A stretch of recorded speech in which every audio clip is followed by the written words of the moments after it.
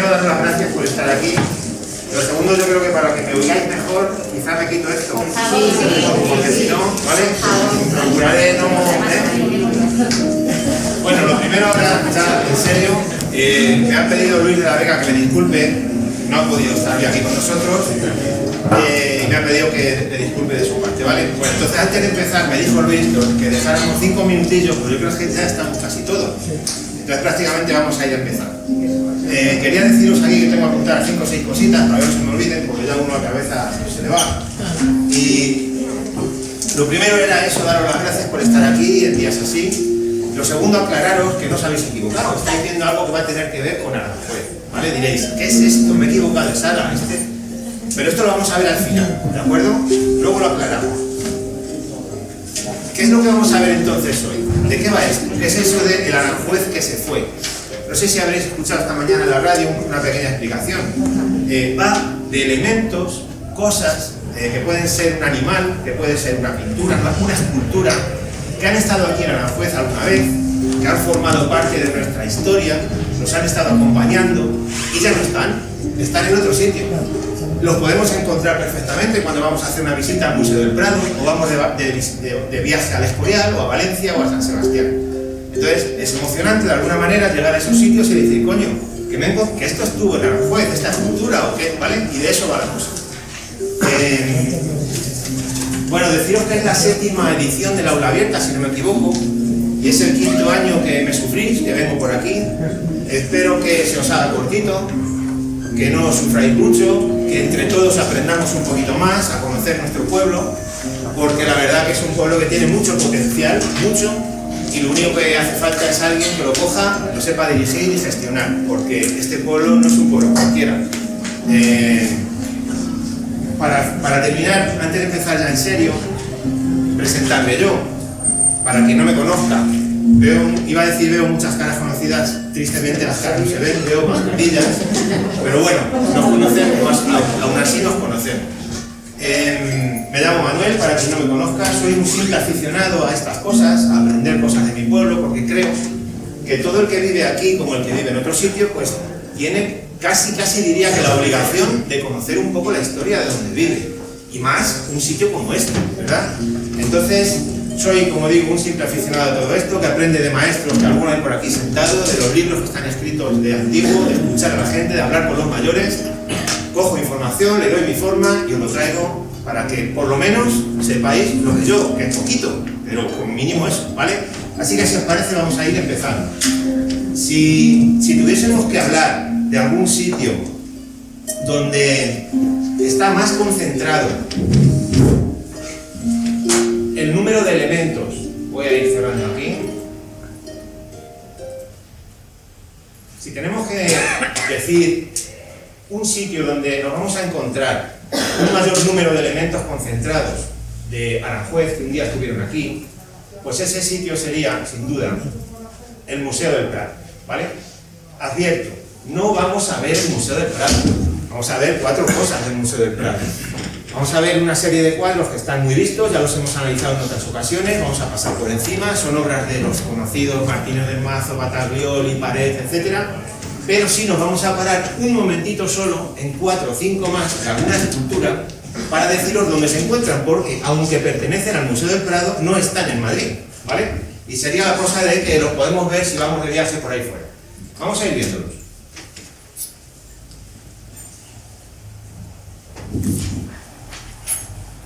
Conocidos estos, ¿verdad?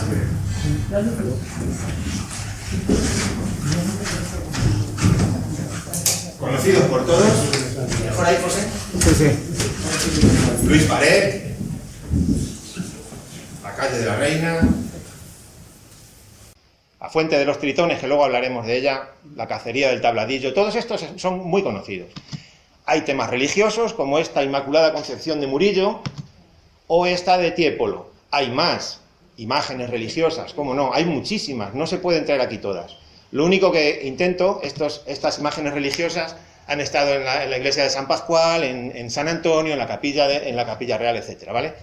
Lo único que intento no es traer todo, sino despertar en vosotros un poquito la curiosidad, la imaginación, y que algún día cuando vayáis por estos sitios, pues vayáis con la intención de buscar, y el que busca, halla. Antes, cuando os he dicho que no vamos a ver todo, es básicamente por dos cosas. La primera, porque no hay tiempo, y la segunda, porque yo tampoco lo conozco todo. Se da la circunstancia que siempre van surgiendo cosas nuevas. Cuando menos te lo esperas, salta la liebre. Estás de viaje en algún sitio y te encuentras con algo que dices, anda, si esto estaba en mi pueblo, o tiene algo que ver con mi pueblo. Bueno, y nos vamos a parar aquí en esta, que es la primera que os quiero decir. ¿Le conocéis? Es Carlos II, ¿verdad? Está de negro por la muerte de su padre reciente. Es una obra anónima del año 1665 y al fondo a la derecha, como en los bares, está la fuente de los tritones. ¿La veis? Luego vamos a hablar de ella. He parado en este cuadro para deciros que le vais a encontrar si vais de viaje a la playa, cerca de la playa, porque está en depósito del Museo del Prado, pero está en el Museo Municipal del Almudín, en Játiva. ¿Vale? Si vais por allí, allí está Carlos II, esperando que vayáis a verle. Nos paramos en este también, un paseo por Aranjuez en tiempos de Felipe IV, de Ignacio León y Escosura, del año 1864. Ese está en San Sebastián, no en el San Sebastián de los Reyes, sino en el otro, ¿vale? En el Museo Municipal de San Telmo, en depósito del Museo del Prado. Otro más contemporáneo a nosotros.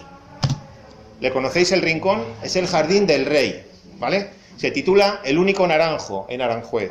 Es de Eliseo Meifrem Roch, es del año 1920. Este está en Málaga, en el Museo de Málaga, en depósito también del Museo del Prado. Todos son propiedades del Prado, pero están en depósito. Y vamos a pasar ahora a ver esculturas, por encima también. Alguna, como estos dos que hay aquí, un faraón a la izquierda, un faraón a la derecha, y a la izquierda un sacerdote egipcio. Los dos son del año aproximadamente 130-140, los podemos ver en la sala 110 del Museo del Prado, estos sí están allí, y son de mármol gris. Pertenecen a la colección de Felipe V, que compraron para llevar a la granja de San Ildefonso.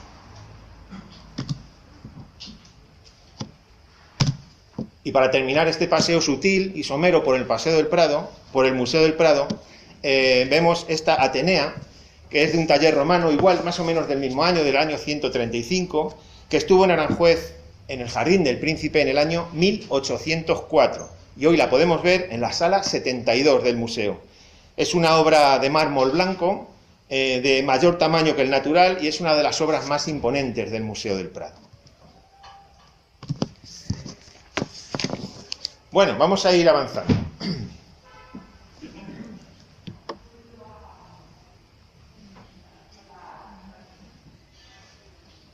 Fernando VI tiene mucho que ver con Aranjuez, ¿verdad? Vamos a hablar de él. Fue rey de España entre 1746 y 1759. Su principal aportación a Aranjuez, sabemos que fue derogar la orden que existía de Felipe II y declarar Aranjuez como un sitio, como un lugar habitable por los ciudadanos. Sabéis que hasta ese momento en Aranjuez no se podía la gente quedar a vivir, había que trabajar y luego irse a dormir a los pueblos cercanos. Pues desde este momento que este rey deroga esa ley, ya se puede quedar la gente a vivir aquí. De manera que de alguna forma podemos pensar que si no fuera por este rey, algunos de nosotros hoy no estaríamos aquí, ¿verdad? Bueno, pues este rey Fernando tuvo un proyecto para Aranjuez. Un proyecto que ordenó a Bonavía, que fue el trazado de una nueva población. Claro, para hacer una nueva población necesitaban nuevas infraestructuras, desde calles, plazas, iglesias, de todo. De esa manera, y guardando por supuesto la armonía, muy importante en ese proyecto, la armonía, surgió la plaza de San Antonio. También el tridente que forman las calles de la Reina, Príncipe e Infantas. Se construyeron palacios para cortesanos y Aranjuez se convirtió en el centro neurálgico de toda la comarca en cuanto a industria y comercio, ¿vale? En ese momento. Claro que además en el proyecto, además de esto que estamos diciendo, pues también encargó a Farinelli la construcción de la flota del Tajo, ¿vale? ¿Quién no ha oído hablar ya de la flota del Tajo? Pero además construyó el pabellón real, que luego fue remodelado en el siglo XVIII, casi que por obligación. La Real Capilla de San Antonio, también de su época. La iglesia de Alpagés la terminaron también en su época. Las Castañuelas. Hubo un incendio muy importante, muy grande en Palacio, y gracias a este rey, pues se terminó el lado norte, se arregló la fachada, la escalera principal y se le dio al palacio pues un nuevo aspecto después de ese gran incendio. De su época también es el cuartel de guardias de corps, la casa de Farinelli, la casa de Montesinos, las casas para guardas. Se cerraron las huertas de Picotajo, sabéis dónde estamos, ¿no? Se hizo ese muro por Bonavía y se instaló la fuente del rey, una fuente que fue la principal que el pueblo tenía de agua potable, ¿vale? Claro, coronando esa fuente estaba el propio rey Fernando VI. Ahí le tenemos ampliado, pero para verle mejor, ahí esa sería la escultura de verdad, la que de verdad coronaba nuestra fuente. Era una obra de Bonavía, como digo, es coronada por el propio rey Fernando, y cuando al rey Fernando le da por morirse, viene Carlos III de Nápoles y coge el trono. Una de las primeras cosas que hace es bajar esa escultura y suplirla por la que tenemos ahora. ¿Dónde va a parar esta escultura de Fernando VI? ¿Dónde va a parar? Pues fue a parar a Madrid. Ahí tenéis la Mariblanca, como la sustituyó. Y la original escultura de Fernando VI, que coronaba la fuente original de Aranjuez, de la Mariblanca, San Antonio, como la queráis llamar, de las cadenas, que ha tenido muchos nombres, pues hoy se encuentra en la plaza de la Villa de París, en Madrid, junto al Tribunal Supremo. Ahí os está esperando para que vayáis a verle. Os voy a dejar un cartelito detrás de cada historia para que veáis dónde estaba y dónde está, los años que estuvo aquí y dónde fue a parar, ¿vale? Seguimos.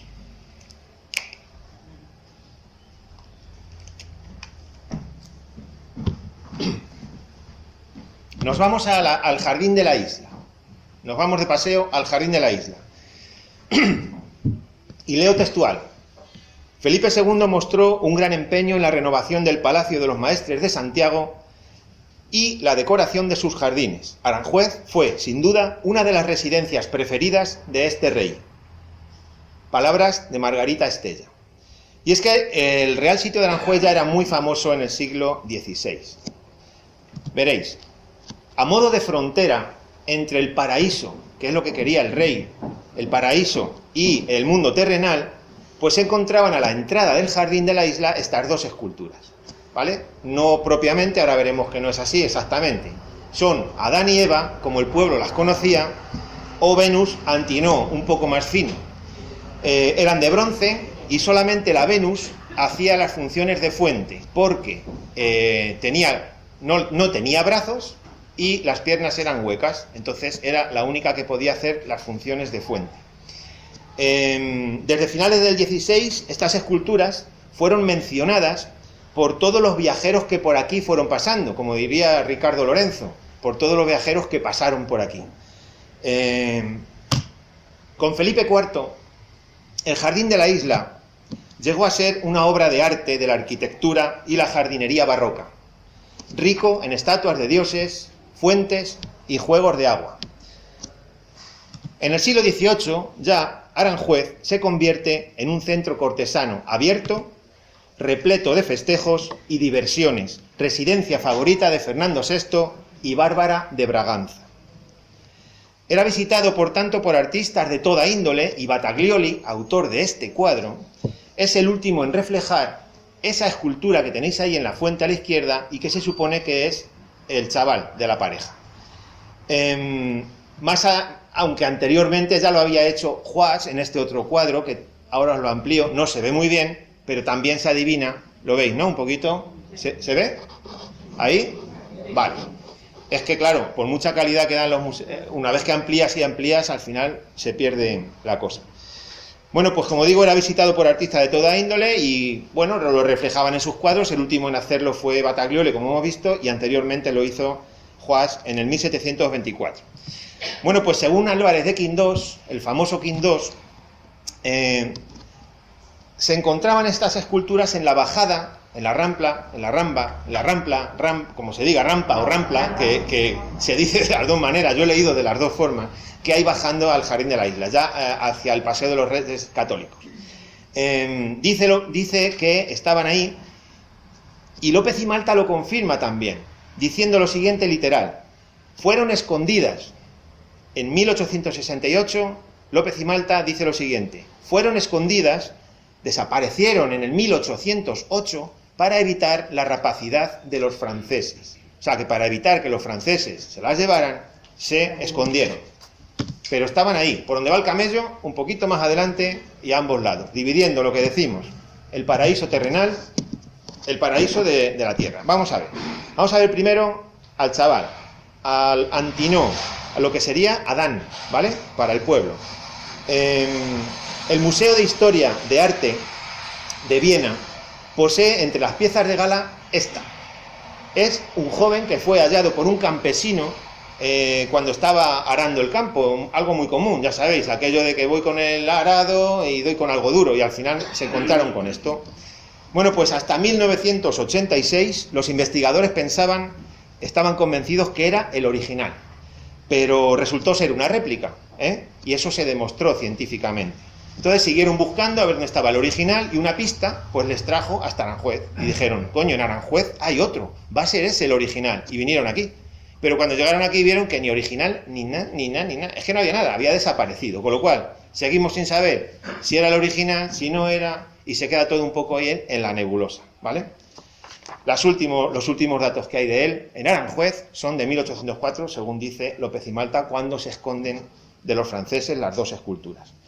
En todo caso, como digo, no se sabe al final, no hay certeza del momento en que llegó aquí, ni siquiera si era el original. No hay ninguna copia de él en España, ningún vaciado, ni nada. Y vamos a ver la pareja. Venus, que de esa sí, podemos hablar más. Bueno, pues mide 1,80, para que os hagáis una idea, y pesa 212 kilos. No es que tenga sobrepeso, es que es de bronce. Es de bronce. Es obra de Bandinelli, que fue, después de Miguel Ángel, el artista más destacado de la época. Es hueca, ya dijimos, que hacía funciones de fuente. Como digo, es de bronce, tiene un espesor de 10 milímetros y, como he dicho, pesa 212 kilos. Es un vaciado de un torso antiguo al que el artista le añade la cabeza, y luego los brazos son añadidos 2 siglos después. Los pies, como dije antes, son huecos, y el izquierdo sirvió para fijar una tubería, por lo que bien pudo ser, como digo, una fuente. Bueno, pues en 1840, cuando ya había pasado la guerra con los franceses, se encontraron los restos de Venus, de esta Venus, en una casilla del Jardín de la Isla. Resulta que un herrero, al verla defectuosa de un brazo, intentó comprarla, seguramente con la intención de refundirla y utilizar el material para otros menesteres. Menos mal que la Casa Real, según el Prado, lo impidió, fue salvada, fue restaurada y mandada a Madrid, ya restaurada en el año 1844, donde está en el Museo del Prado, como vais a ver ahora, que también nos está esperando para que podamos allí ir a verla. Si queréis saber más sobre la historia de esta Venus y de Adán, pues no tenéis más que meteros en internet, tecleáis, quien quiera, Adán y Eva en Aranjuez, investigaciones sobre la escultura de la Casa de Austria, y ahí podéis descargar el catálogo de la exposición del año 1992 del Museo del Prado gratuitamente, y podéis leer lo que yo he resumido mucho en un montón de páginas, ¿vale? Yo he traído un resumen chiquitito, no era cuestión. Pero si alguien quiere profundizar más, ahí lo tiene. Merece la pena. El Prado consiguió juntar esas dos figuras, cosa que no es muy normal. Él sigue allí en Austria y nosotros aquí con la nuestra.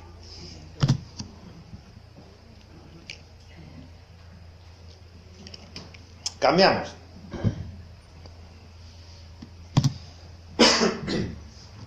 Corría el año 1692 y durante una cena celebrada en el Palacio Real de París se presentó por primera vez. Era un ingenio voluminoso de plata bañado en oro, algo inédito. Se llamaba Désert. ¿Qué era un Désert? La finalidad que tenía era hacer de decoración, de decorar las mesas, pero a la vez también servía para colocar, para guardar los saleros, las especias, las aceiteras, vinagreras y azucareros cuando comía la gente de un cierto nivel.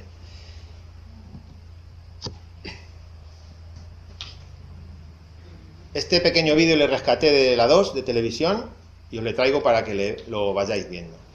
Mirad, estaban confeccionados con metales preciosos y se convirtieron en un conjunto decorativo de gala utilizado para adornar, como digo, las mesas de una personalidad, y era un espectáculo en miniatura. Los artesanos de los talleres podían fabricar un Désert nuevo o restaurar uno que ya existiese, ¿vale?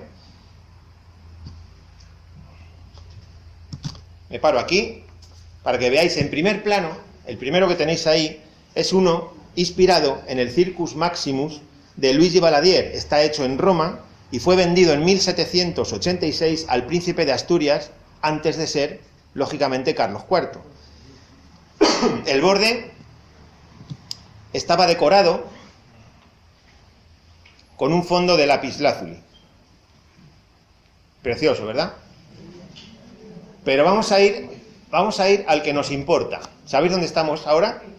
Es la Casa del Labrador. Vamos a ver al que nos interesa hoy. Veréis, en 1802, Isidro Velázquez diseña un Désert destinado a la mesa del comedor de la Real Casa del Labrador, que durante un tiempo estuvo en el Escorial. Era fabricado con tableros de escayola policromada, contiene templetes, mármoles de colores y figuras de bronce dorado.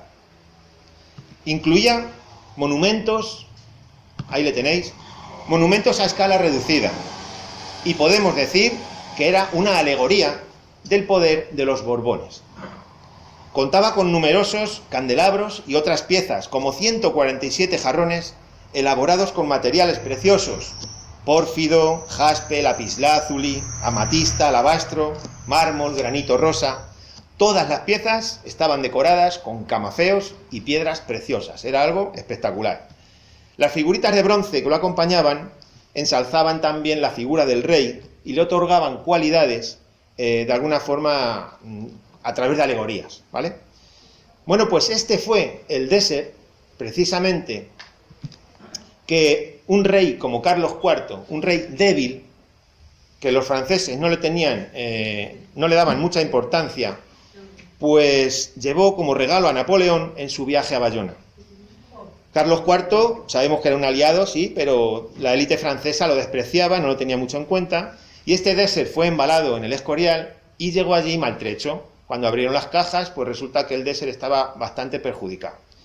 Entonces, entre eso y que los franceses no le hacían mucho caso, pues al final se optó por dividir el conjunto, ya que ellos no daban importancia a lo que se les había llevado, restaurar algunos de los elementos y transformar la mayor parte de ellos. Por eso sufrió muchas modificaciones importantes. Hoy día, la mayor parte de los elementos que formaban el Désert original, pues está repartido entre varios palacios imperiales y ya ha quedado incompleto para siempre.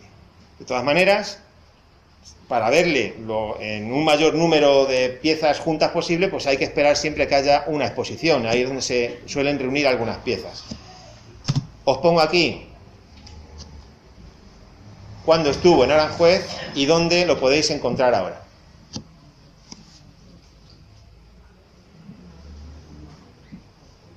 ¿Qué tal vamos?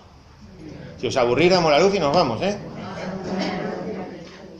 Bueno, estamos en el Jardín del Príncipe, ¿vale? Este cuadro le conocéis, es de Brambilla, está un poquito ampliado. Y ya sabéis que en Aranjuez existió un plan de fuentes bastante ambicioso, muy similar al que había en la granja. Sin embargo, pues como suele pasar, problemas económicos hicieron que eso no pudiese llevarse a efecto. De todos modos, hay fuentes que sí merecen ser destacadas en Aranjuez, como esta de Apolo, que sufrió el saqueo de los franceses, igual que otras fuentes y otras muchas cosas. Bien, me confieso totalmente incapaz de hablar de mitología, pero vamos, lo justito para deciros que Apolo es hijo de Júpiter y Letona, dios de la poesía y de la música. Y aquí le tenéis, sentado en una piedra que simula ser el monte Parnaso, la cabeza con una corona de laurel, en el suelo unas flechas y una lira en la mano. Las columnas, Apolo y la montaña son de mármol de Carrara. ¿Qué pasa con esto? Pues que lo que tenemos ahora ya sabemos todos que es una copia. En el 2001 fue sustituida por esta original, o sea, el original se llevó a la granja, que es el que vemos aquí, y aquí nos dejaron pues una copia. La original, como digo, fue llevada a la granja y esta en su origen fue comprada por Felipe V y formaba parte de un conjunto junto con las figuras que veis al lado, que son las musas. Era Apolo y las musas, y decoraban el palacio de la granja. Al final pues volvieron a su lugar, más o menos, de origen. Cuando se trajo a Aranjuez, por orden de Carlos IV, la idea era colocarla en este peñasco, que sería el monte Parnaso, pero tampoco se hizo, ¿vale? Fue a la fuente y de la fuente en el 2001 se llevó a la granja. Bueno, pues actualmente ya sabéis que lo que tenemos es una réplica exacta de la original desde el 2001. Apolo estuvo entre nosotros la friolera de casi 200 años. Ahí tenéis el tiempo que estuvo aquí y dónde ha ido a parar.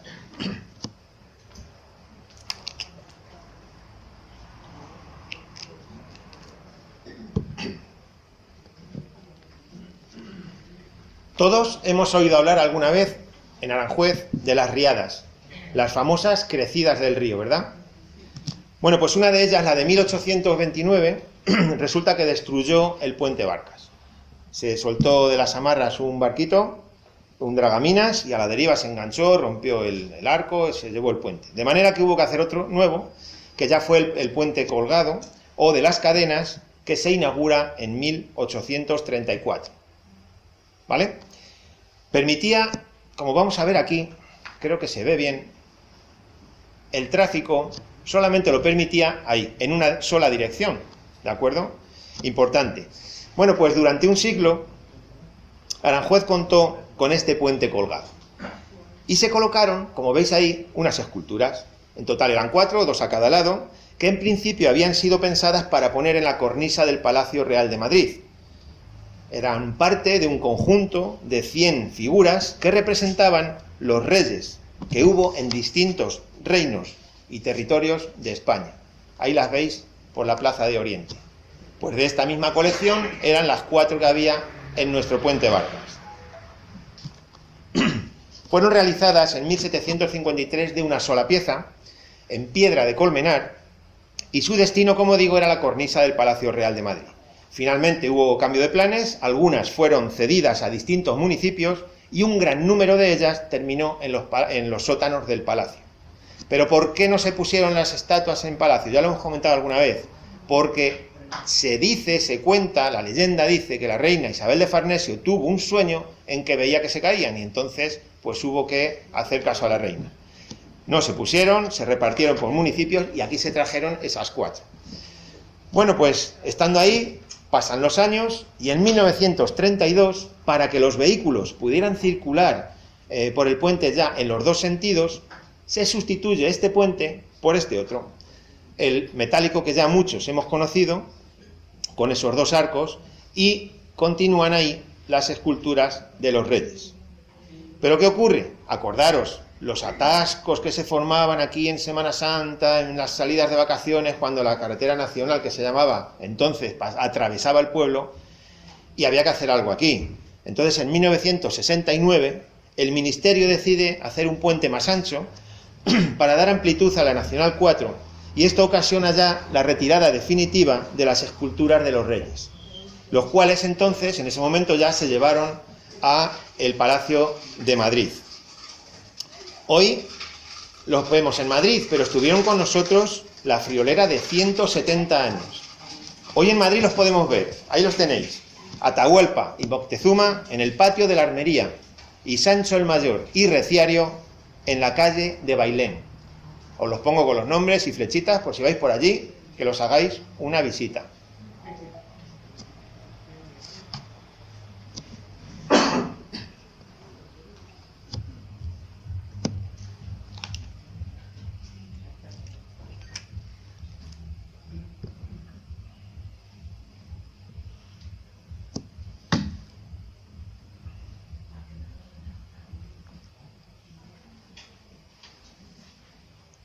Avanzamos. Nos vamos al jardín de la isla. Al final del jardín de la isla. A lo que conocemos como el culón. ¿Os habéis fijado alguna vez en este espacio? No ha aterrizado un ovni. Parece que ha aterrizado un ovni, pero no. Ahí, en ese espacio circular, estuvo la fuente de los tritones. Se ve perfectamente si vamos por allí. ¿Vale? Bueno, pues esta fuente fue colocada en ese espacio en 1657, como vemos ahí en ese círculo. En el pedestal lo pone. Así se cumplían los deseos de Felipe IV de rematar el final de este jardín con algún elemento decorativo. El final del parterre resulta que era un apéndice en el que había 7 estanques y en uno de ellos se colocó esta fuente. Esta fuente que ya vimos antes en el cuadro de Carlos II, que os dije, como en el bar, al fondo a la derecha. Pues ahí está la fuente, colocada en 1657, y este cuadro es de 1665, con lo cual está pintada casi que recién puesta, ¿no? Bueno, pues según Quindós, la fuente tuvo 3 ubicaciones. Ahí las tenéis, fue pasando de un lugar a otro, y en el 3 es donde hemos visto la última foto, y de ahí se pasó a Madrid. Ahora lo vemos. Esta sería la tercera ubicación, la última, en el final del todo, ¿vale?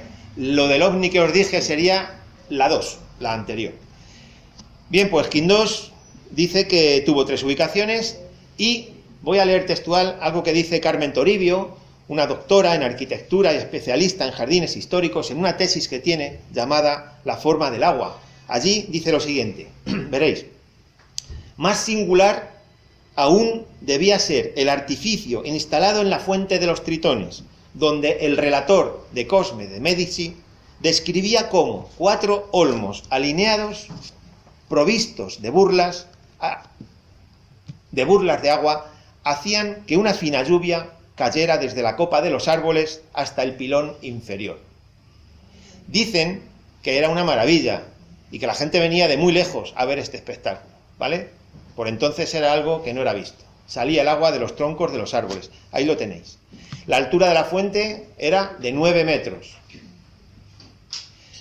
Bueno, pues vamos a tener la ocasión de verla funcionar, algo que no es muy normal, porque está en Madrid, en el Campo del Moro, ahora en la zona privada, con lo cual no es fácil ver.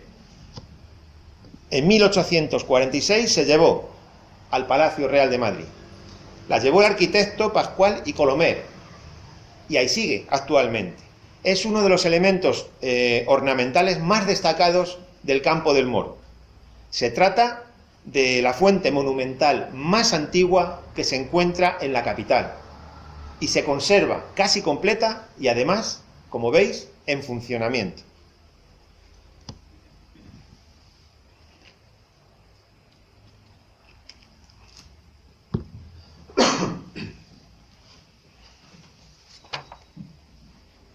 Bueno, nos ponemos el traje de arqueólogos y nos vamos al Museo Arqueológico Nacional.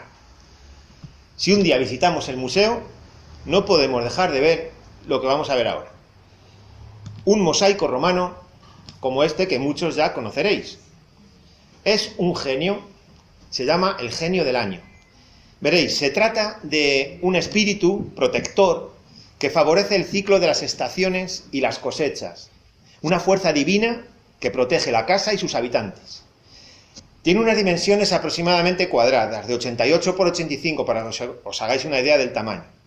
Y es una pieza muy importante del museo, muy importante. Tanto es así que formó parte de lo que se llamó el Museo Breve en la Sala de Roma. El Museo Breve era esto. Os dejo la cartela, pero os resumo que tras la Guerra Civil se hizo una selección con los fondos más importantes que tenía el museo para poderlo volver a abrir, y el genio formó parte de ella. Por eso se llamó Museo Breve. Y aquí le tenéis, formando parte del museo. Este era el Museo Breve, con el que luego arrancó después de la Guerra Civil. Y ahí está. Bueno, pues en su trabajo Representaciones del Genio del Año en mosaicos hispanorromanos, sus autores, son 3 autores de cuyo nombre Fernández Galiano, Díaz Trujillo y Consuegra Cano, bueno, pues dicen que representa un busto masculino cubierto por una túnica que apoya un cuerno de la abundancia, apreciándose dentro varios frutos en el interior y el más grande, el mayor de ellos, una granada. Creo que se ve. Bueno, pues el expediente de entrada de este mosaico al museo solamente indica una cosa: procedencia Aranjuez, no dice dónde, unido al nombre romano, y luego la fecha, 1894. Hubo dudas sobre si era una falsificación o no, hubo dudas, pero al final se aclaró que no era así. Veréis, la autenticidad se vio reforzada porque ciertas partes del mosaico, ciertas teselas, pues sí se ve claramente que son súper antiguas. Veréis, la restauración, ahí la veis, del manto rojo, veis la diferencia de color de lo moderno y lo antiguo, ¿ves? Luego en el collar también se ve, ¿lo veis? Y arriba en la serpiente, ahí también. Pero las dudas surgen en la nariz y en la boca, porque claro, era tan perfecto que no coincidía. Era más de un estilo neoclásico que romano. Parece que es sello de arquitectura y de arqueología, y es que lo he leído en la página del Museo Arqueológico. Entonces, esto es lo que dio lugar a esas confusiones. Entonces, ¿qué tuvieron que hacer? Ponerse a trabajar, y después de mucha investigación se concluyó, por fin, tratarlo como genio del año, como veis aquí, y otorgarle una antigüedad datada en el siglo II después de Cristo y no de una autoría más reciente, ¿vale? Estuvo con nosotros en Aranjuez, y ahí está, en el Museo Arqueológico, esperándoos a todos.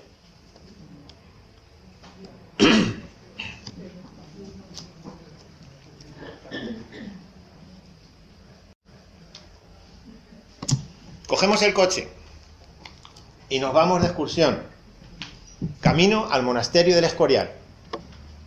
Vamos por la M600 y nos topamos a la entrada con la entrada del famoso Valle de los Caídos. Pasamos la puerta de control, entramos al recinto y a 2 kilómetros, justamente a 2 kilómetros, nos encontramos con esto.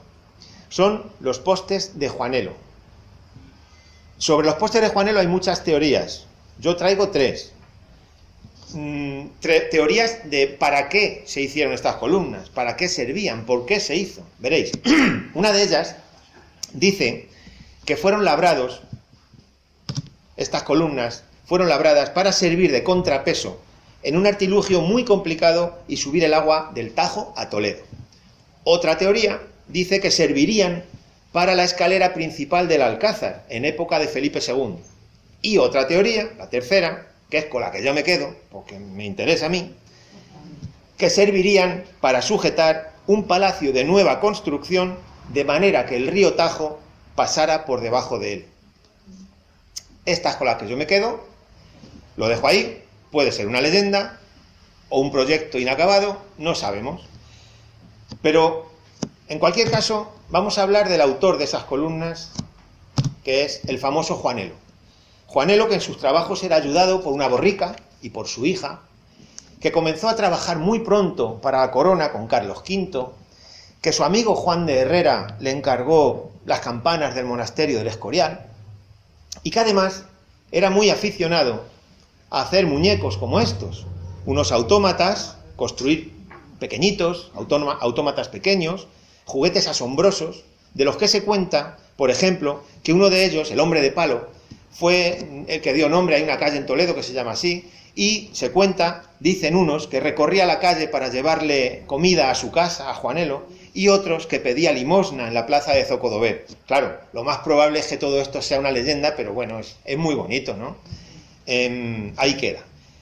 Bueno, pues este es Juanelo Turriano, que trabajó para Felipe II también de relojero, ingeniero, inventor, matemático, astrónomo, y como arquitecto logró subir el agua del río Tajo hasta Toledo salvando 100 metros de desnivel. 100 metros de desnivel en la época, ¿eh? Era una especie de Leonardo da Vinci. Bien, pues Felipe II pretendía realizar unas obras en el Alcázar y para ello explotó una cantera de granito cerca de Sonseca. Según parece, se labraron unos enormes postes de piedra destinados a ser unas escaleras. Tal vez se abandonó el proyecto o sobraron piezas. El caso es que Juanelo pensó que aquellas piedras sobrantes podrían servir para alguno de los encargos que la corona le había hecho en Madrid, Toledo o Aranjuez. El destino hizo que Juanelo le diera por morirse antes de contar a nadie cuál sería el uso o cómo pensaba transportar estas piedras, y las columnas quedaron arrinconadas, olvidadas. Muchos años. Tenían, fijaros, 1,5 metros de diámetro, 11 metros de alto y pesaban 54 toneladas de peso cada una. Ojito. Bien, pues veréis lo que pasó con las columnas. Resulta que en 1940 un sargento retirado de la Guardia Civil mandó una carta a Franco para comentarle la existencia de dichas piedras y lo oportuno que él pensaba que sería ubicarlas en el Valle de los Caídos. Y esta es la carta que le manda a Franco. No la leáis, yo os la resumo. Si alguien la quiere, es fácil de conseguir. Dice así, resumido, el que suscribe, sargento de la Guardia Civil retirado, con el haber pasivo de 100 pesetas mensuales y en la actualidad unido a su hijo, sargento de la Guardia Civil de Cádiz por encontrarse viudo, con 83 años de edad y postrado en la cama con una pierna rota, a vuestra excelencia expone. Yo pienso que todo eso lo dice para dar pena a Franco y que le haga un poco más de caso. Y dice que enterado por la prensa del monumento que se proyecta construir para perpetuar la memoria de los caídos por Dios y por España, desea llegue a conocimiento de vuestra excelencia la existencia de los postes llamados de Juanelo y su hija, para construir con ellos la cruz o alguno de los edificios proyectados. El objeto de estos postes, según la historia, no os perdáis el final de la carta. El objeto de estos postes, según su historia, era la construcción de un palacio sobre ellos, en la ciudad de Aranjuez, y que el río Tajo pasara por debajo y que el agua de las grandes crecidas no pudiera llegar al pavimento del referido palacio. Almoraima, 10 de abril de 1940, firmado Dámaso Caroz Fernández. Por tanto, de las tres teorías que planteamos al principio, la que Franco conoció fue esta última. La que Franco conoció fue la de Aranjuez.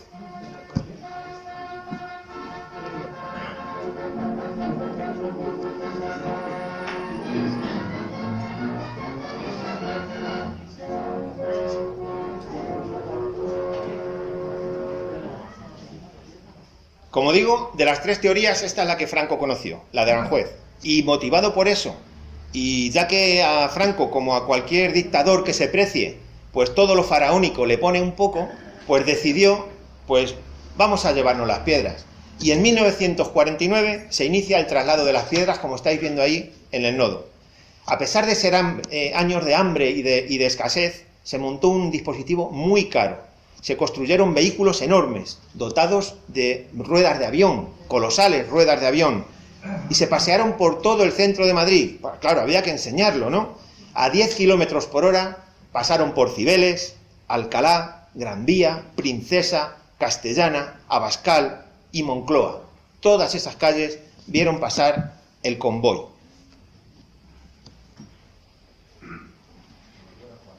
El emplazamiento iba a ser la Basílica del Valle de los Caídos. Franco quería llevarlo allí, pero tuvieron miedo de que algunos puentes no pudieran soportar el peso en el traslado y se vinieran abajo. Finalmente, al final, decidieron ponerlos aquí, a ambos lados de la carretera donde os dije al principio.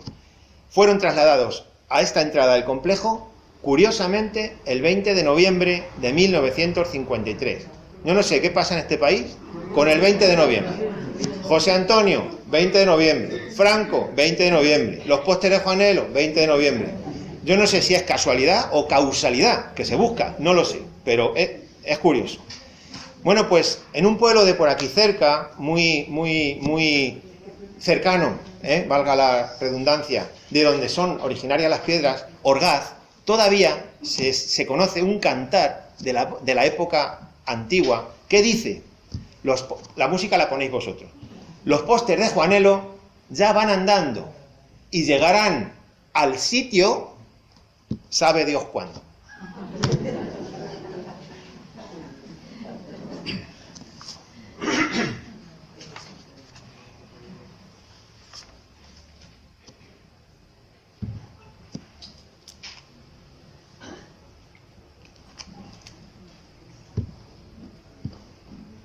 ¿Los conocéis? Son Orestes y Pílades. Estamos en el Museo del Prado y nos encontramos con esta escultura. Orestes y Pílades, o mejor, más conocidos como Grupo de San Ildefonso. Lo cierto es que existió un debate sobre la identificación de los personajes. En todo caso, se trata de uno de los mejores conjuntos escultóricos que se conservan en España. Pertenecía a la colección de la reina Cristina de Suecia y fue adquirido por Felipe V e Isabel de Farnesio en 1724. Antes formó parte de colecciones europeas, ¿vale? Ahí los tenemos en el Museo del Prado.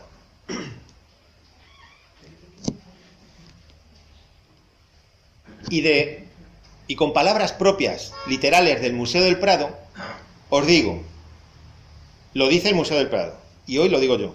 Este grupo es, sin duda, la obra más conocida de todas las que forman la galería de esculturas del museo. Está fechado hasta hacia el año 10 a.C., su fábrica es de mármol blanco de Carrara y sus dimensiones son unos 60 centímetros por casi 500 kilos, 496. Su fama dio lugar a que se hiciesen numerosas copias en todos los formatos imaginables, ya que era costumbre desde bien avanzado el 17 en toda Europa decorar palacios, jardines y museos con reproducciones de este grupo.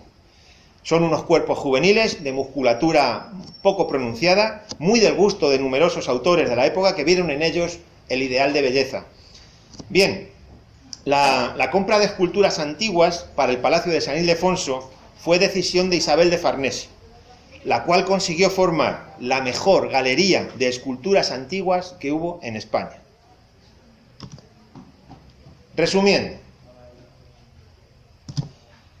tras el periplo que esta escultura recorrió por diversas colecciones privadas, la pareja de esculturas terminó siendo comprada por Felipe V y traída al Palacio de la Granja en 1725. De allí fue llevada en carros con 4 pares de bueyes hasta la casa del labrador de Aranjuez. Era por orden de Carlos IV, lógicamente, estamos en el año 1807. 20 años después, su queridísimo hijo, Fernandito, lo sustituye por un vaciado en yeso y se lleva el original a donde le hemos visto, al Museo del Prado, pero cuando se llamaba Real Museo de Pinturas y Esculturas. Y era tal que así, el antecedente de lo que luego fue el Museo del Prado. Y para ver la importancia que el Prado le da a esta escultura, fijaros ahí en el Bicentenario, que sacó una colección de monedas, y ahí los tenéis. Esto indica la importancia que el Prado le da a esa escultura. Bueno, pues ya tenemos otro motivo más para ir al Museo del Prado y buscar este grupo escultórico que estuvo con nosotros 20 años formando parte de la Casa del Labrador.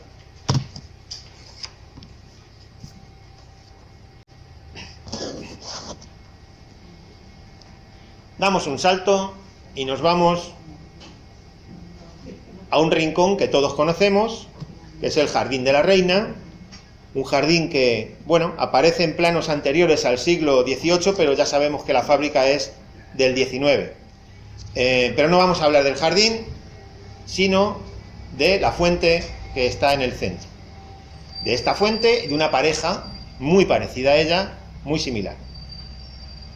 Veréis, en un libro que muchos ribereños hemos leído, de un maestro de escuela llamado Simón Viñas, ahí cuenta que en 1889 se trasladó el grupo de Ceres del Jardín del Príncipe, como veis a la izquierda lo veis, se trasladó el grupo de Ceres del Jardín del Príncipe al estanque central del parterre, liberando de esa forma las 3 pequeñas fuentes que había ya en el mismo. A saber, eran unos niños con un cisne y 2 similares conteniendo una pareja que sujeta un pez. Los grupos repetidos se colocan en el centro de los jardines del rey y de la reina para dar uniformidad, ¿vale? De manera que por entonces ya la fuente del parterre de Ceres quedaría de esta guisa. Bueno, ahora vamos a ver un vídeo muy pequeñito en el que quizá haya algo que os llame la atención. Vamos a verlo. Son unas escenas de hace un tiempo, 3 años justamente. A ver quién es capaz de encontrar aquí 2 cosas curiosas, ¿vale? Si no lo encontráis no pasa nada, esto no es el juego del calamar, aquí no nos jugamos nada, ¿vale? Pero es sencillo, vamos a verlo.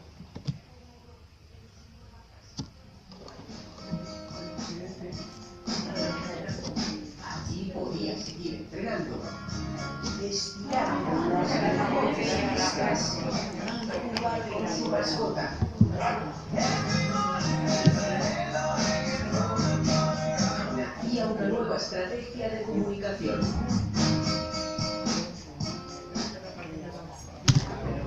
¿Os habéis dado cuenta, verdad? Pues ahí está. Y os habéis dado cuenta de la fuente. ¿Y de qué otra cosa os habéis dado cuenta? Yo me he dado cuenta de lo que puede envejecer una persona en 3 años. Claro, Filomena, pandemia, volcanes, etcétera, en 3 años, si vemos la imagen del presidente de ahora y el de antes, es otra persona, ¿eh? Por eso digo que eran 2 cosas curiosas que podíamos ver. Bueno, volvemos a lo serio. Claro, el jardín del rey ha sufrido transformaciones, ahí lo tenéis. Transformaciones y reformas a lo largo de los tiempos, incluida la fuente. La que vemos ahora, de jaspe verde, fue repuesta en el año 1985 y sustituye a la que acabamos de ver en la Moncloa. Los 2 jardines, el del rey y de la reina, fueron catalogados, ojo, como monumento histórico artístico en 1931. No se le da importancia, pasamos por allí y es que ni miramos. Pues son catalogados como monumento histórico artístico. Bien, pues ya sabéis, si vais un día por la Moncloa, os vais a encontrar con la fuente de Amorcillos que estuvo aquí en el Jardín del Rey y que, como lo demuestra esta fotografía, estuvo ahí unos cuantos años hasta que de ahí se cogió y se llevó. Este sería el Jardín del Rey, creo que se conoce, ¿verdad? Bueno, pues seguimos. Antes de estar en el Jardín del Rey ya dijimos que estuvo en la fuente.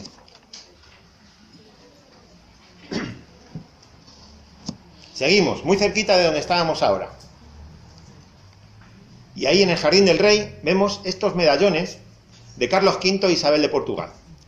Lo cierto es que son unas copias, los originales sabemos que están en el Museo del Prado desde el año 1868. Son unos relieves que se encargados por el emperador Carlos V a Leone, ahí los tenéis en el Prado, y que tardó 6 años en hacerlos. Vamos a ver el primero, sería el emperador Carlos V.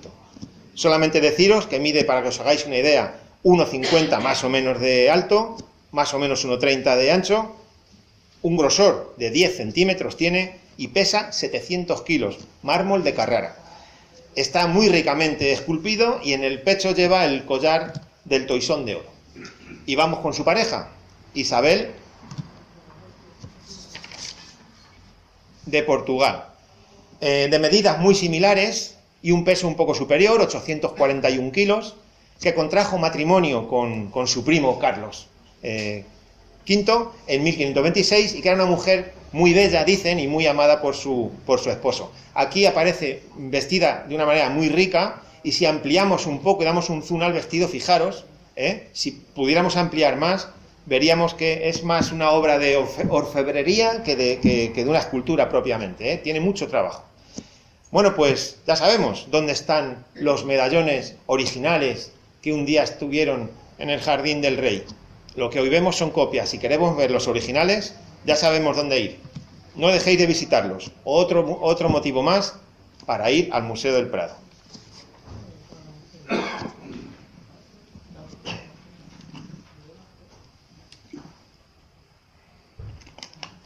Bueno, pues vamos con la fauna. No lo digo por él. Uno de los mayores representantes de la Ilustración española fue el rey Carlos III. Con él, también aquí, se empezó a dar importancia a la razón, a la investigación, al conocimiento. Se empezaron a hacer preguntas de por qué las cosas. Era un rey ilustrado, inició unas políticas desconocidas hasta el momento y despertó un especial interés por lo exótico. Era el momento también. Bueno, pues Madrid en ese momento, en el siglo XVIII, se convirtió en la capital de la curiosidad. Osos hormigueros, serpientes, cangrejos gigantes, corales, megaterios y elefantes fueron algunas de las criaturas que Carlos III coleccionó y quiso mostrar a los madrileños. Así, de esa manera, nace uno de los periodos más fascinantes de la ciencia, el Real Gabinete de Historia Natural. La profesora Pilar Lacasta, que muchos conocéis, cuenta, en conferencias que yo la he escuchado, he tenido la suerte, que Carlos III era un gran aficionado a la caza y que tiene el récord en matar lobos. Llegó a matar más de 8.000. Claro, sin embargo, a los elefantes los trataba un poco mejor, no como algunos sucesores suyos, que también les daba por los elefantes. El rey Carlos III llegó a poseer 3 elefantes vivos en España, por lo que sentía una debilidad particular. El que nos ocupa es un regalo del gobernador de Filipinas al rey Carlos III. Fue embarcado vivo en esta fragata llamada Venus y partió desde Manila en el mes de enero. Antes de embarcar el elefante, se le sometió a unas salvas de cañonazos para que se acostumbrase al ruido, al olor de la pólvora, al follón, porque claro, mejor es que estuviese un poco entrenado de alguna manera, no sea que luego, en este viaje tan largo, le diese al elefante por entrar en pánico y la que se podía liar en una embarcación tan pequeña, ¿de acuerdo? Bueno, pues después de 6 meses de navegación, llegó finalmente a la isla de León, lo que es la actual San Fernando, en Cádiz, y era julio de 1773. Se trataba de un macho asiático de 5 años y medio de edad y permaneció recuperándose en el viaje allí en la isla hasta que la tarde del 16 de agosto partió en una expedición muy singular al mando del almirante Mazarredo. Le confeccionaron para el viaje un vestido nuevo de color grana con galones de oro, lleno de colgantes y campanillas para llevarlo ante el rey porque tenía que ir a rendirle respeto. Circularon a una velocidad de 6,7 kilómetros por hora el día, no la hora, ya quisiera el elefante correr. Circuló la comitiva a 6,7 kilómetros el día y tardó de esa manera 42 días en llegar desde Cádiz hasta La Granja, en pleno julio, atravesando La Mancha y Andalucía. ¿Por dónde iba pasando el elefante? Pues imaginaros el revuelo que se formaba. Pueblos, ciudades y lugares es que no habían conocido nunca una cosa parecida. Y ver eso era un espectáculo, todo el mundo acudía. Y bueno, Ana Mazo, paleontóloga, cuenta que tenían que avisar antes a los pueblos de que llegaban. Viajaban de noche para evitar el calor y también a la gente, porque se volvía loca. Todo el mundo quería ver al elefante.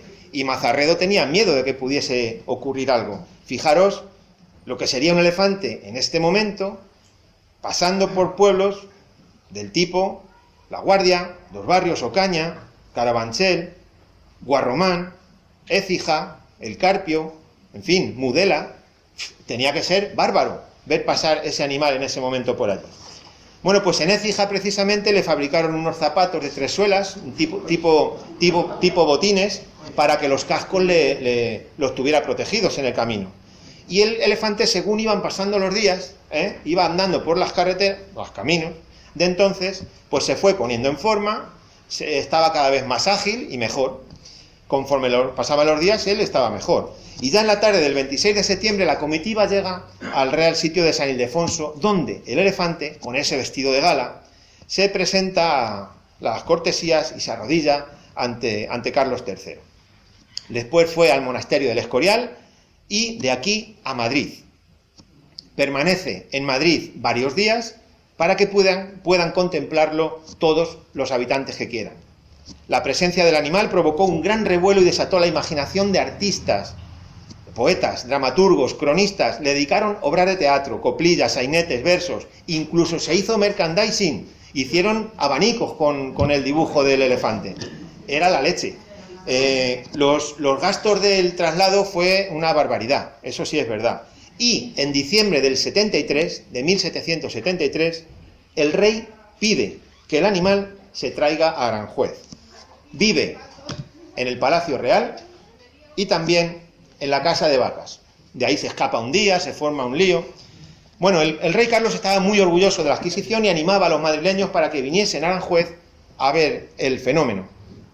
Y Ana Mazo, paleontóloga, recuerdo, dice: ojo, lo cuidaban muy bien, le daban coliflores, castañas, cereales, leche y a veces hasta alguna cosa que no le venía tan bien, porque hay facturas que dicen que le daban vino caliente con azúcar. Según otros, su dieta se basaba en nabos gallegos, vino dulce y aguardiente. Según parece, su alimentación no es muy adecuada. Por otro lado, el rey Carlos III tenía la costumbre de comer todos los días una lechuga. Había campo destinado a ello, sobraba producción y lo que sobraba al elefante. Por culpa de tanta lechuga al elefante, parece ser que pudo ser una de las causas de la muerte, porque cuando murió estaba llenito de gases, el pobre animal. Bueno, pues una vez muerto el animal, el rey Carlos III dio orden para que fuese disecado y expuesta su piel y huesos, pero por separado. Solicitó al naturalista Juan Bautista Bru la disección y conservación.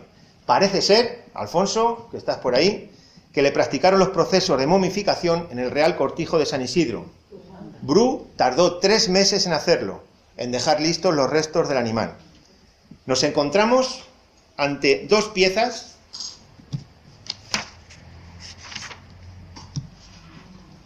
de las más valiosas de toda la colección.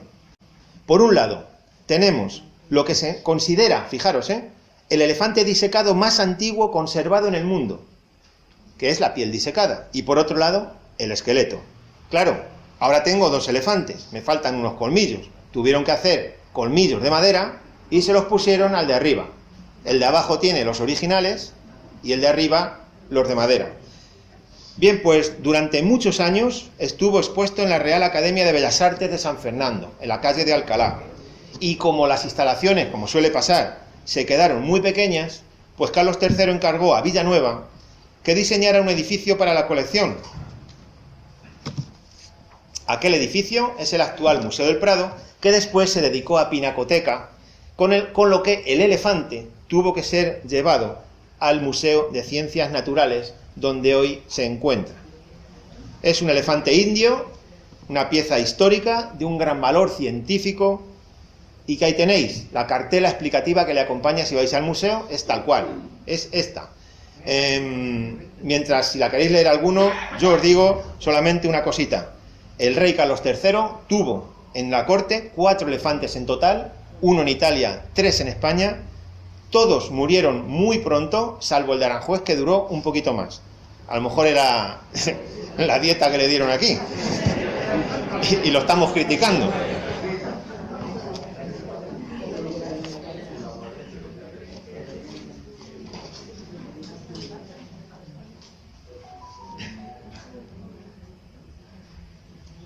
Nos vamos al Jardín del Príncipe.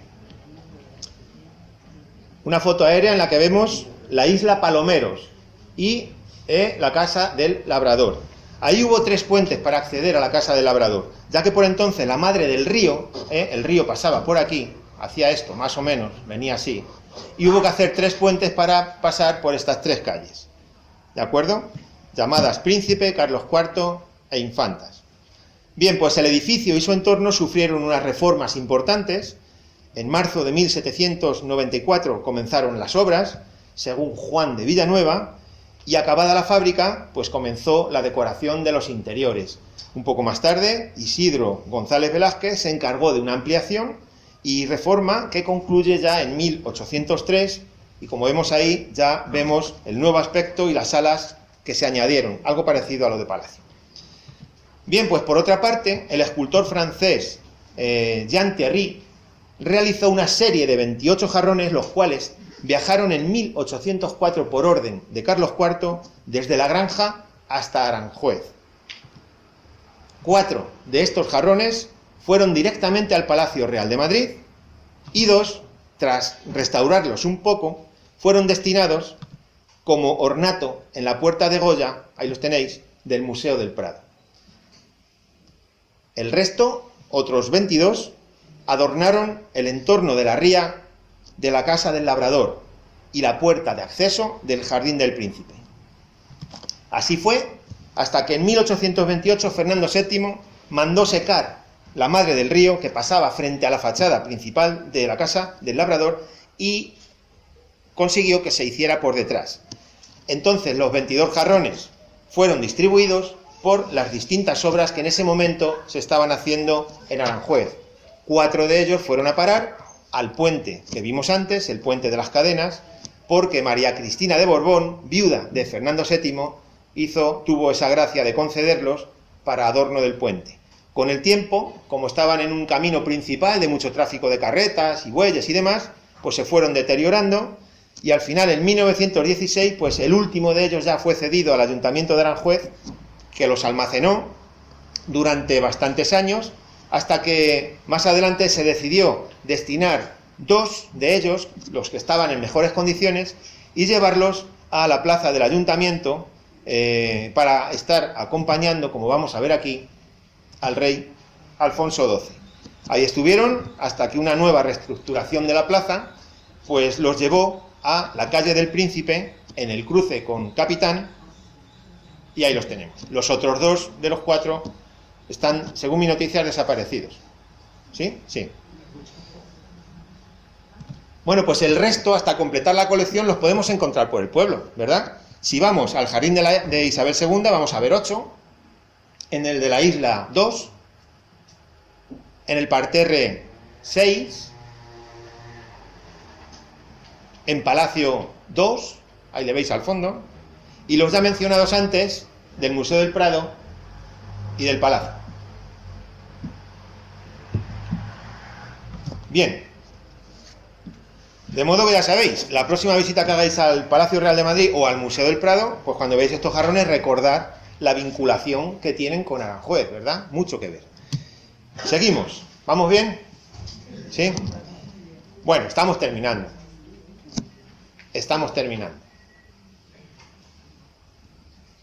Vamos con una de emperadores. Carlos V encarga a Leone en 1549 una escultura. Leoni, ¿qué hizo? Le pidió permiso al emperador para que esa escultura se pudiese desmontar, que fuese de alguna forma de poner y quitar a voluntad la coraza, lo que es el traje del emperador. Tardó 13 años en hacerla. Y el resultado es este. Ahí tenemos al emperador vestido y al emperador desnudo. Es una escultura que mide 2,5 metros, pesa 825 kilos, y ahí vemos a Carlos V vestido a la romana, con peto, con espaldar, que domina a un hombre que está en el suelo, que es el furor, y a la derecha desnudo, después de haberle quitado los tornillos. Bien. La operación de desmontaje de la coraza del emperador se ha hecho en contadísimas ocasiones. Según el Prado, nada, 2, 3, 4 como mucho. Esta es una de ellas, la vi, la cogí y digo, la tengo que llevar para que la vea la gente. Es la ocasión de ver cómo desnudan al rey, porque no se suele ver, ¿eh?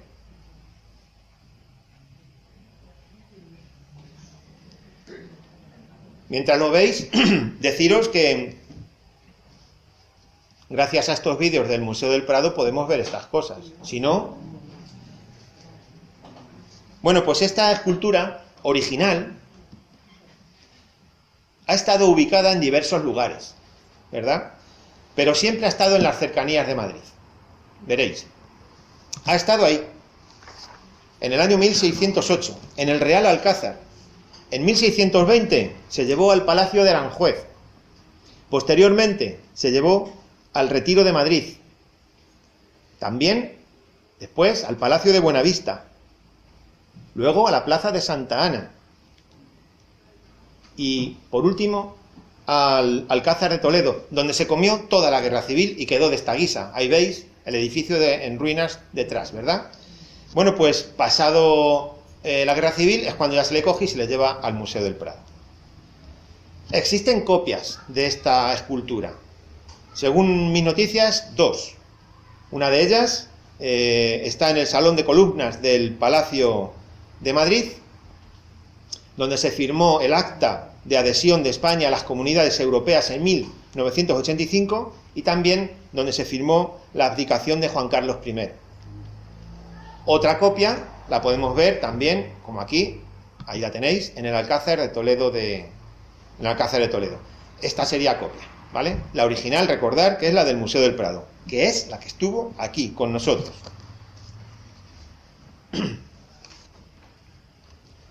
Bueno, y para terminar, y ya os dejo tranquilos, cerrando el círculo, ¿vale? Volvemos al principio. Se cierra el círculo. Volvemos al principio, al vídeo que visteis cuando entrabais por la puerta y que os dije, tiene algo que ver con Aranjuez, luego lo vamos a ver.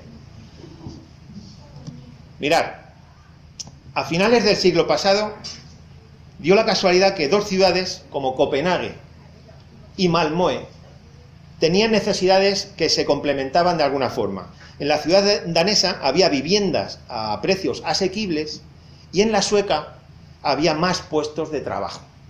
Esta situación, sumada a la apertura de fronteras de Europa, hizo que los países, estos 2 países, se plantearan la necesidad de hacer un puente, que tenéis ahí en morado, no sé si se ve, porque hasta entonces la comunicación era por ferry, ¿vale? Entonces dijeron, vamos a hacer un puente y mejoramos la cosa. Bueno, pues de esta forma nació el mayor puente de Europa hasta el momento, que unía, como digo, Dinamarca y Suecia.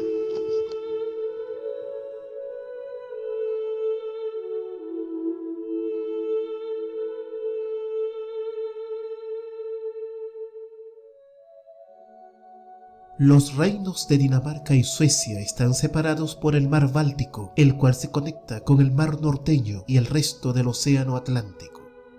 Por muchos años, la travesía entre ambos países se realizó en transbordadores, hasta que en 1995 se tomó la decisión de crear un viaducto aéreo y submarino, no solamente para el paso de vehículos, sino de trenes al mismo tiempo.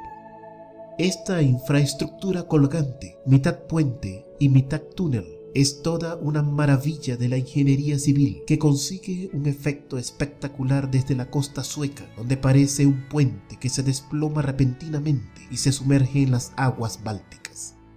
El puente, de casi 8 kilómetros de longitud y 82.000 toneladas de peso, cuenta con una autopista de 4 carriles de carretera y 2 líneas de ferrocarril por debajo, siendo el puente combinado tren-carretera más largo de Europa. Para evitar que la plataforma no se destruyera aún con el choque de un avión, sus torres centrales fueron colocadas con un espacio de 490 metros, siendo una de las mayores distancias centrales de los puentes atirantados del mundo, con pilares de hasta 204 metros de altura y rodamientos de hasta 20 toneladas cada uno. Los 20 segmentos prefabricados de hormigón de 55.000 toneladas de peso cada uno fueron remolcados desde el lugar de fabricación y colocados mediante tecnología GPS para después ser sumergidos y colocados sobre una base nivelada en el fondo del mar previamente preparada. La elección de un túnel en lugar de continuar el puente se debió a los riesgos de posibles colisiones aéreas debido a la cercanía del aeropuerto internacional de la ciudad de Copenhague.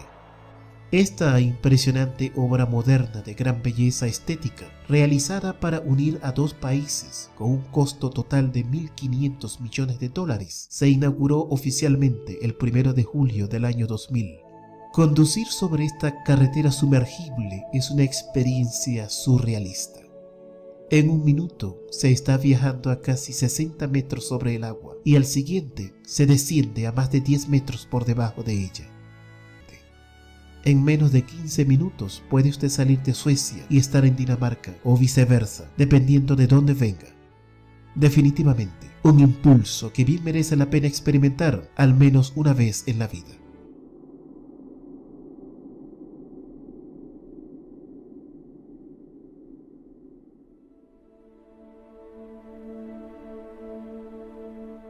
Bueno, pues la obra duró 9 años y fue inaugurado, como ha dicho el señor, en el año 2000. El puente de Øresund ha cambiado el mapa de Europa, ya que los 16 kilómetros que unían, que separaban Dinamarca de Suecia, dividían en dos a la propia Unión Europea. Como curiosidad, hay que destacar que tras el estudio que hicieron concienzudo los técnicos y tras más de un año investigando para dar con la clase de hormigón que fuera capaz de soportar tal adversidad meteorológica, ¿verdad? Pues decidieron que los materiales perfectos para hacerlo serían cemento de Alicante, granito de Colmenar Viejo y arena de las graveras del río Tajo en Aranjuez. Así que si vais por el puente con el coche, ya sabéis que vais circulando encima de la arena del río Tajo de Aranjuez.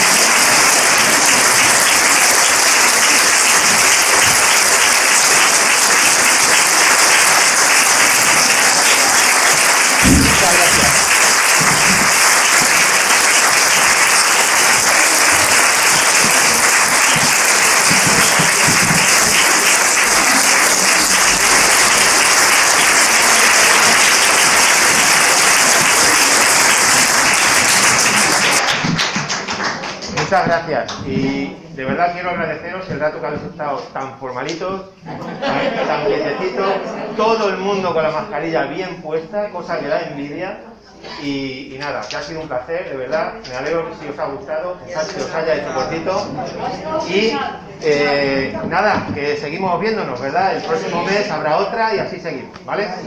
Venga, gracias.